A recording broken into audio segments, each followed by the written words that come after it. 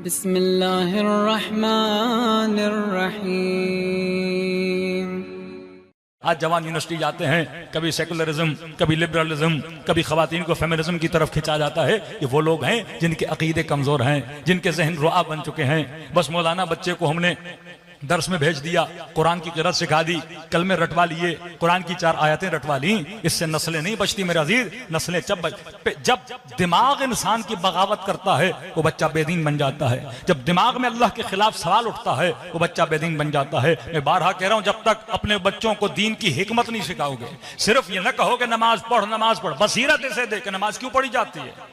मैं western world में गया तो एक बच्ची ने कहा अल्लाह गनी है। मैंने कहा पूरी दुनिया को अल्लाह ने बनाया। मैंने कहा अल्लाह को पैसे की जरूरत है। मैंने कहा नहीं, अल्लाह के पास सब कुछ है। मैंने कहा सब कुछ है।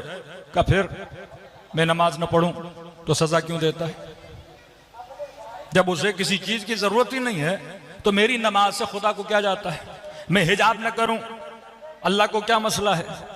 मेरे बाल हैं, मैं दिखाती हूं, मेरा हुस्न है, मैं शौफ करती हूं। अब जब तक आप इसे हिकमत नहीं बताओगे, इंसान के वजूद में अगर अक्ल हो और दलील अक्लानी दो, इंसान मानने के लिए तैयार हो जाता है। मैंने छोटी सी मिसाल दी। मैंने कहा देखिए कुछ उसूल अखलाकी हैं। मसलन अगर आपको प्यास लगे और आप अपनी अम्मा को कहो कि आपको पानी पिलाएं और वो पानी का गिलास लेकर आपको दें, आप उसके जवाब में क्या बोलोगी? सीधी सी बात है, मैं थैंक यू बोलूंगी। मैंने कहा आपके पास घर न हो, कोई रहने के लिए जगह दे, उसका क्या हुआ? का उसका एहसान हुआ। मैंने कहा आप बीमार हुए, किसी डॉक्टर ने फ्री में आपका इलाज किया, क्या हुआ? का उसका एहसान हुआ। मैंने कहा अगर आपके पास पैसे न हो, आपके बाबा बीमार हो, कोई पैसे दे के उनकी जान बचाए, ये क्या हुआ? का उसका एहसान हुआ। मैंने कहा अगर कोई आप पर एहसान करे तो अखलाकी फरीजा क्या है, हम क्या करें? कि हम उसका शुक्रिया करेंगे। मैंने कहा कि किसी ने आपको 1 लाख पाउंड दिया, अब उसका शुक्रिया कैसे अदा होगा?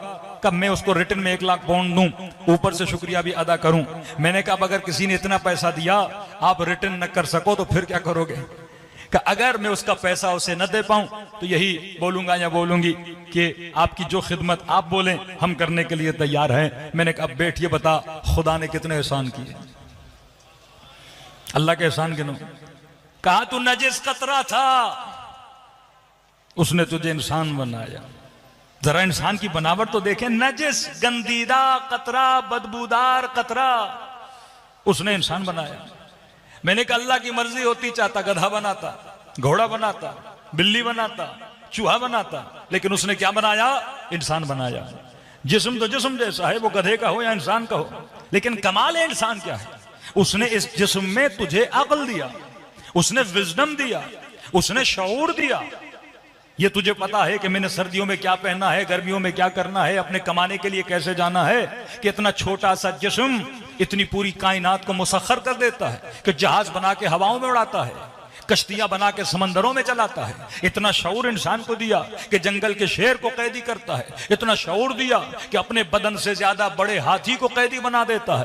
पूरी कायनात को गोया इंसान ने कंट्रोल किया हुआ है। मैंने कहा किसने दिया? कमाल हमारा तो नहीं था। कि किसने बनाया? का गॉड ने बनाया, अल्लाह ने बनाया। मैंने कहा आंखें भी उसने दी, जबान भी उसने दी, सब कुछ उसने दिया। अब मैंने कहा ये बता, अगर पानी का गिलास भी कोई दे आप उसको थैंक यू बोलते हो?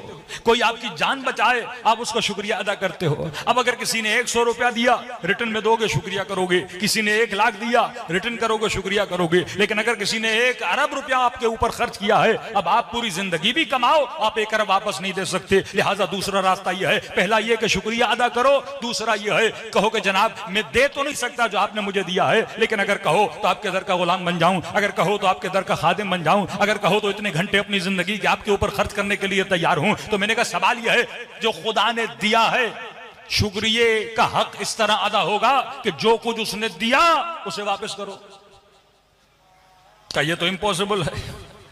आंखें उसकी, हाथ उसके, पांव उसके, मैं दूं भी तो क्या दूं, क्योंकि जो दूंगा वो भी उसका है।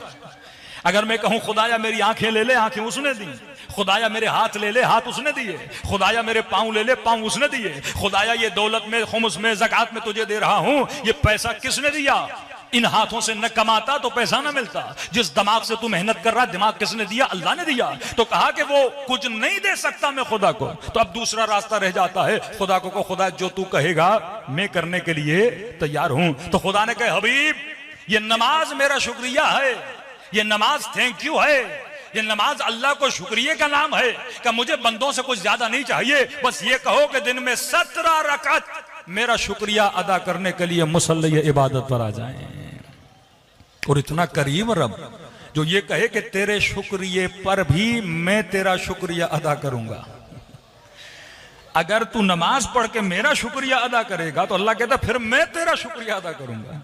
मतलब जो उसने दिया उसके देने पर जब कहोगे तेरा शुक्रिया, वो उससे ज्यादा अता कर। इन शकर तुम लअज़ीदन्नकुम, अगर मेरा शुक्रिया, अब ये शुक्रिया लोग नहीं समझते, शुक्रिया जबान से नहीं है कि तस्बीह उठाओ शुक्रन लिल्लाह शुक्रन लिल्लाह शुक्रन लिल्लाह, नहीं, शुक्र अमली कि इंसान नमाज पढ़ के अल्लाह का शुक्रिया अदा करे, ज़कात देकर अल्लाह का शुक्रिया अदा करे, खुम्स देकर अल्लाह का शुक्रिया अदा करे, किसी गरीब की मदद करके अल्लाह का शुक्रिया अदा करे। और खुदा कहता इन शकर तुम, अगर मेरा शुक्रिया अदा करोगे तो मैं बढ़ा बढ़ा कर दूंगा, व इन कफर तुम, और अगर शुक्रिया भी अदा नहीं करोगे, मतलब मैंने दिया और इतने नमक हराम बन जाओ कि दिन में 17 मिनट मेरे लिए ना निकाल सको, सजदा करके शुक्रिया अदा ना करो, फिर कहता है इन्न अज़ाबी लशदीद, मैं हर गुनाह माफ कर सकता हूं पर नमक हरामी का गुनाह माफ नहीं करता। सलवात पढ़े मोहम्मद वाले मोहम्मद पर।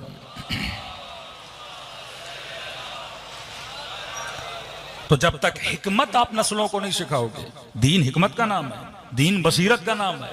अब जब इसके जहन में बच्चे के बैठ गई, अब समझ गया भाई जिसने इतना कुछ दिया है, एक बॉस मुझे सैलरी देता है, मैं मेहनत भी करता हूं, आखिर में थैंक यू भी लिखता हूं, और वो खुदा जो मुझे रिज्क दे रहा है, फ्री में आसमानों से पानी दे रहा है, फ्री में ऑक्सीजन दे रहा है। जरा 5 मिनट सोचो तो सही, एक दाना जमीन में डालते हो 100 दाने बना के निकालता है। पानी भी उसका, मिट्टी भी उसकी, ऑक्सीजन भी उसका, सूरज भी उसका, चांद भी उसका। कोरोना के दिनों में जब इंसानों को मसला हुआ तो जाके हॉस्पिटल का जो ऑक्सीजन लगाते थे कितने पैसे लगते थे? एक दांत गिर जाए तो पैसे वाला दांत लगाओ तो कितना खर्चा होता है, किडनी फेल हो जाए, किसी किडनी लेनी हो तो कितने लाख रुपए खर्च करना पड़ते हैं, डायलिसिस हो जाए, लोगों का खून लगाओ तो कितना खर्च करना पड़ता है, और वो खुदा फ्री में सब कुछ दिए जा रहा है। तभी फरमाया इस बदन और इस नेमत खुदाबंदी का शुक्रिया अदा किया करो। कुफरान नेमत ये भी है कि अल्लाह का शुक्र भी अदा न करो, ऊपर से जो अल्लाह ने अमानत दी है जवान उसका ख्याल न करे, गंदी चीजें खाए, गंदी जगहों पे जाए ताकि जिस्म बीमार हो जाए, इसका भी हिसाब किताब होता है। ये बदन अल्लाह की नेमत है, और जो बंदा बाबसीरत है वो अल्लाह का शुक्र अदा करता है। इसी तरह कहा कि हिजाब में क्यों करूं, मैंने कहा देखो हुकूकुल इबाद है। हम कहते हैं ना, मसलन एक छोटी सी मिसाल दूं, टॉपिक बहुत लंबा हो जाएगा। मसलन पाकिस्तान में तो कानून नहीं है, मैं यहाँ कोई मिसाल भी नहीं दे सकता। सलवात पढ़े मोहम्मद वाले मोहम्मद। अब मेरे जहन में आए कोई ट्रैफिक की मिसाल दूं कि अगर लाल बत्ती हो जाए तो गाड़ी में रुकना होता, अब यहाँ तो कोई रुकता ही नहीं है, तो मिसाल ही नहीं बनती। लेकिन बिल फर्ज सोचिए कोई मुहज्जब सोसाइटी हो जहाँ पे ट्रैफिक लाइन में आप खड़े हैं, लाल बत्ती हो जाए। अब ये जो रेड लाइट है कि रात के 1 बजे बत्ती लाल है, वेस्टर्न वर्ल्ड में आप जाएंगे लोग रुक जाते हैं बत्ती के पीछे। लेकिन एक क्वेश्चन करो, हो सकता है कोई आपको बोले कि जनाब अब तो कोई नहीं है, आप क्यों रुके हुए हो, आप चले जाओ। या एक बंदा कहे मैं लाल बत्ती तोड़ रहा हूं, इससे किसी और का क्या जाए। तो जो कानून बनता है वो आपके लिए सिर्फ नहीं बनता, कानून जब भी कोई बनाता है वो सोशल कानून होता है, लोगों के मफादात के लिए कानून बना। अल्लाह ने एक इनफरादी कवानीन है, एक इज्तिमाई कवानीन है, फर्दी कानून और मुआशरती कानून। मसलन ये जो ट्रैफिक के उसूल हैं ये आपके लिए नहीं है, ये लोगों के लिए है। क्यों? क्योंकि जब आप सिग्नल तोड़ोगे, आप गाड़ी निकालोगे, अगला बंदा समझेगा कि सिग्नल उसका ग्रीन है, आपका रेड है, वो आगे आएगा, आप दोनों का एक्सीडेंट होगा, आपका तो नुकसान होगा ही होगा, लेकिन अगले बंदे का भी क्या होगा, नुकसान होगा। तो कानून इसलिए बनाता है ताकि आप भी बचो, अगला बंदा भी बचे। अगर कोई खातून हिजाब नहीं करती, उसका नुकसान अगर नहीं है, लेकिन सोसाइटी का नुकसान तो है, क्योंकि खुदा ने किसी के वजूद में कशिश रखी है किसी और के लिए। यानी जज्बात को उभारने की चाबी किसी और के पास है। अल्लाह का नबी कहता है इल्ला मा रहिम रब्बी, अगर खुदा मुझ पर रहम न करता, हजरत यूसुफ, इन्ना नफ्स लम्मारतुम बिस्सू, एक जवान है, जज्बात उभारे जाते हैं ना फिल्मों के जरिए, मुख्तलिफ तस्वीरों के जरिए, मुख्तलिफ कहानियों के जरिए, मुख्तलिफ बातों के जरिए, मुख्तलिफ शक्लों के जरिए। एक तरफ पत्थर है, एक तरफ सोना है। मैं आपसे पूछूंगा, आप पत्थर को कवर करोगे या सोने को?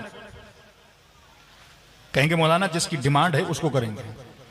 माशरे में जिसके चोर, जिसके खरीदार ज्यादा होते हैं, उस चीज को छुपाया जाता है। पत्थर को कोई नहीं छुपाता।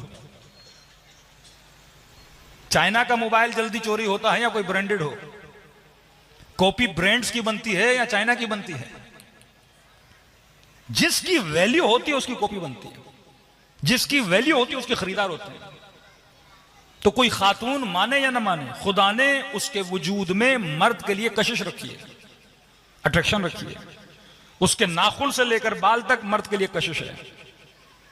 लेकिन मर्द के नाखून में कोई कशिश है किसी औरत के लिए? मर्द के बालों में किसी औरत के लिए कशिश है? मर्द की शक्ल में किसी औरत के लिए कशिश है? हाँ, तारीफ करेगा कोई बंदा, दिखने में अच्छा है, खूबसूरत है, लेकिन वो कशिश शहवानी नहीं है जो खुदा ने उसके वजूद में रखी है, क्योंकि उसके वजूद में डिमांड है। अब अगर कोई खातून अपने बदन को उरिया करके बाहर निकलती है, वो हजारों जवानों के जहन में एक भूख और एक ख्वाहिश को पैदा कर रही है। जब उनकी ख्वाहिश पूरी नहीं होगी, अब वो इस चीज को हासिल करना चाहेंगे। अब हासिल करना आसान तो नहीं है। अब एक ख्वाहिश लेकर, एक तकलीफ लेकर ये जवान घर जाएगा। जब घर जाएगा, या ये गुनाह खुद रज़ाई में पड़ेगा, या ये अपनी शहवत को पूरा करने के लिए जिना में पड़ेगा, गुनाह में पड़ेगा। ये बिल्कुल ऐसे है कि एक बंदा भूखा है, आप उसे खाना दिखाओ और खाना खिलाओ नहीं, ये तकलीफ है। तो फरमाया, क्योंकि मैंने तुम्हारे वजूद में लज्जत रखी किसी और के लिए, तो ये कतई इजाजत नहीं है कि आप मुआशरे में ऐसे घूमो। आप खुद को तकलीफ नहीं दे रहे, लेकिन किसी और को दे रहे हो। दूसरा, किसी और को तकलीफ ना भी दो, अपने वजूद को बेअर्जिश कर रहे हो। अल्लाह कहता है कोई चीज फ्री में नहीं है, मैंने तुम्हारी इज्जत रखी है, पर्दे में रहो। अगर कोई तुम्हारी चाहत रखता है, वो इस एहतराम के साथ तुम्हारे घर आएगा, तुम्हारा रिश्ता मांगेगा। जो तुम डिमांड करोगी उस पर देना वाजिब है। हक महर औरत जो मांगे, 1 करोड़ भी मांगती है तो उसका हक है मर्द को देना है। 1 अरब भी मांगती है, उसका हक है, उसकी मर्जी है वो कितना मांगती है। अखलाकी पहलू पे बात नहीं कर रहा, लेकिन उसकी जो डिमांड है वो मर्द ने पूरी करनी है। और जब आपको अपने घर में लाएगा, कमाएगा वो, जहमत वो करेगा, मेहनत वो करेगा। अब कहें कि औरत और मर्द इक्वल हैं, हम जॉब क्यों ना करें, हम काम क्यों ना करें? बंदे खुदा, हर किसी का बदन खुदा ने अलग अलग बनाया है। अमीरुल मोमिनीन से पूछा कि अदालत के, फरमाया वज़अ शयउ अला मकान है, हिकमत को समझो, साहिब बसीरत बनो। फरमाया अदालत का मतलब मुसावात नहीं है, ये दुनिया का बेवकूफ तरीन नारा, इक्वलिटी। इक्वलिटी कायनात में है ही नहीं। कौन सी चीज इक्वल है? हमारी शक्लें इक्वल हैं, हमारे रंग इक्वल हैं, हमारे कद इक्वल हैं। फिर अफ्रीकन कहें कि मुझे काला क्यों बनाया, आप कहो कि मुझे मसलन गंदमी रंग क्यों बनाया। फिर अंग्रेज तो बहुत ज्यादा खूबसूरत है, वो गोरे। अल्लाह के हम यार शक्ल सूरत नहीं, अला मकान है, चीज वहां रखना जहां उसको रखना चाहिए था। मसलन अमामे कदर ये है, सर पे हो, पांवों में हो तो है, जूती पांवों में होनी चाहिए। अगर सर पे हो तो जूती के साथ जुल्म नहीं, लेकिन सर के साथ जुल्म है, क्योंकि सर की जाती तो शयउ अला मकान है। और आसान करके समझाऊं, आप गाड़ी चलाते हो, अब गाड़ी के अंदर हजारों पार्ट्स हैं, गियर बॉक्स भी है, हैंडल भी है, टायर भी है, मिरर भी है, हर चीज है गाड़ी में, बटन भी हैं, सीट्स भी हैं। अब एक मर्तबा गाड़ी डिमांड करे इक्वलिटी, इक्वलिटी। टायर कहे कि मुझे टायर क्यों बनाया भाई, मैं गर्मी में डांबर पे चलता हूं, और वो जनाब सीट देखो अंदर बड़े सुकून में एसी में बैठी हुई है, मुझे हैंडल बना दिया जाए। और पांव का पेडल कहे जहां से ब्रेक लगती है, भाई मुझे तो पांव में रखा हुआ 24 घंटा ये जूता मेरे मुंह पे रख के बैठता है, मुझे पेडल नहीं बनना, मुझे हैंडल बनना है, मुझे मिरर बनना है। अब सारे मिरर बनना चाहें, सारे हैंडल बनना चाहें तो गाड़ी रहेगी? गाड़ी तब बनती है जब ड्यूटीज तकसीम होती हैं। किसी ने टायर का काम करना है, किसी ने मिरर का काम करना है, किसी ने गियरबॉक्स का काम करना है, किसी ने हैंडल का काम करना है। जब तक मुआशरे के अज्जा अपनी ड्यूटी को अंजाम नहीं देंगे, तब तक मुआशरा तश्कील नहीं पाता। औरत मर्दों वाले काम करे, मर्द औरतों वाले काम करे तो घर कैसे चलेगा? ड्यूटीज को तकसीम करना है। अल्लाह ने कहा मर्द कमाएगा, औरत तरबियत का काम करेगी। क्योंकि मर्द ने कमाना था, इसके जिस्म को तनूमंद बनाया, मजबूत बनाया।